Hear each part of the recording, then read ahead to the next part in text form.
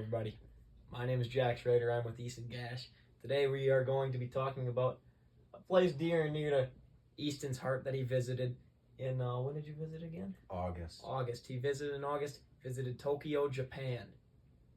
Easton, what was your favorite part about Tokyo when you visited? I gotta say, there were a lot of favorite parts, but one of my favorite parts was definitely visiting one of Japan's national gardens.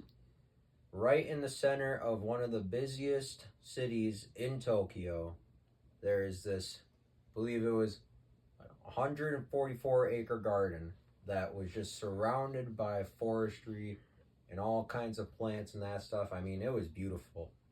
And also, it only cost me $2.50 to get in. And it's Really? It's one of the, well, I believe one of the biggest national gardens that they have in Japan. So, as you bring up that low of a price, we can't really find that here. No. So, was that like that everywhere? And what were the prices compared to here in Tokyo? Everything was cheap. I mean, the only, like I say to everyone that asks about my trip, the only expensive places that I really saw were U.S. brands. Really? They were the only ones that were expensive. There were clothing stores where you could buy 5 shirts and the total come out to $20 for really good quality stuff. And also too, food. It's just so cheap there. I mean, every meal that me and Mia got was probably at least under $10. And what was the quality of the food? Did you really like it? And was it really different from what we have here? Well, there are definitely more unique foods that we tried over there. There were octopus balls, which those had a piece of octopus inside of them. So that, I mean, it was good quality octopus because it sure had the taste. But one of the meals we had was, I had a shrimp Alfredo, but then that also came with the entree itself. It came with a side, which I had like a lobster bread bowl, and it came with a dessert and a drink, and that all came out to $9, and it was amazing. That sounds to me like a $40 meal here. I think it would be more than that. Really? Oh, for sure. So the quality was peak quality too then. Very. Sounds amazing to me. I really loved hearing from you about your adventure to Tokyo and hearing about the different kinds of foods you had. And I really, I would love to go to Tokyo sometime. Yeah. And maybe in 3 years we can take a trip. About that. Well, in Tokyo, how different was the culture? Was there a lot of English speakers? There was a lot of English speakers, actually. The first day that we arrived in Tokyo,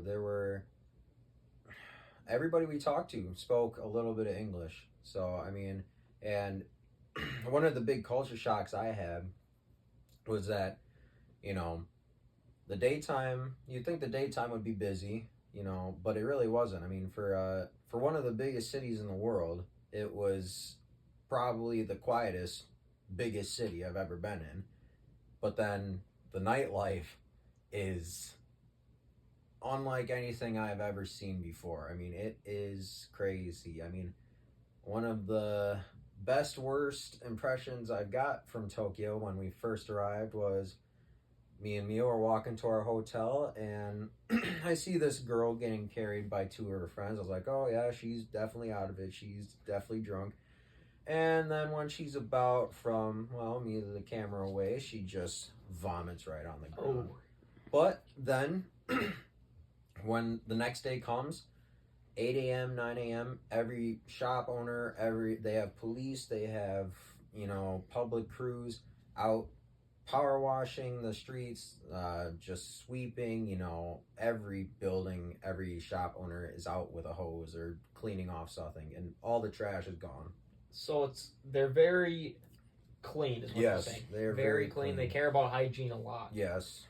And one thing too, I never, with big cities, there's stuff that goes around, needles, all that. Yep. I never saw anything. The worst thing I saw there were beer cans. Really? Yeah, that was about it.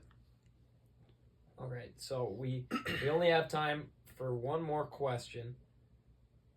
What are some of the common things that you can do here that you can't do in Tokyo?